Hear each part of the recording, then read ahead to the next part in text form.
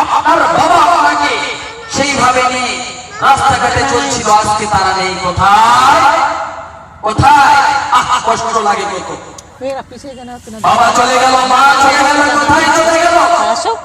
আজকে আপনি চাকরি থেকে যদি ছোটই যদি যাবেন, আপনি সফর করবেন, আপনি কুশমন্ডি পর্যন্ত যাবেন, কুশমন্ডি থেকে আপনি আবার রিটার্ন চলে আসবেন।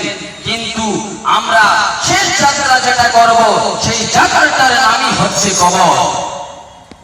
আলামে বারযাখ আউয়ালে মানাজিল বলা হয়েছে, জানেন? আউয়ালে মানাজিল সেটার নাম হচ্ছে কবর। কবর, ও কবর, কবর, কবর, কবর কাউকে ছেড়ে হবে না। আল্লাহ বলেন, পবিত্র কালাম পাকের মধ্যে ঘোষণা করে দিচ্ছেন, কুল্লু নাফসিন জায়িকাতুল মাউত। আল্লাহ পাক রব্বুল আলামিন বলছেন, রে পৃথিবীর মানুষেরা, আমি প্রত্যেক জীবের মরণ দিব, কেউ বাঁচতে পারবে না। প্রত্যেক জীবের মরণ আছে, কেউ বাঁচতে পারবে না। বাবা, আপনি চিন্তা করেন, আপনার বাবা ছিল, আপনার মা ছিল, তারা কোথায় চলে গেল? তারা কোথায় চলে গেছে? তারা কবরে চলে গেছে। কবর কাউকে ছাড়বে না। ছাড়বে বলতে পারবে কোন মানুষ? বলতে পারবে আমি পৃথিবীতে সারা জীবন বেঁচে থাকবো, আমি মরবো না, আমি অমর হয়ে থাকবো? কোনদিন কেউ বলতে পারবে না। কবর কাউকে ছাড়বে না, কোনদিন ছাড়েনি, আর কাউকে ছাড়বে না।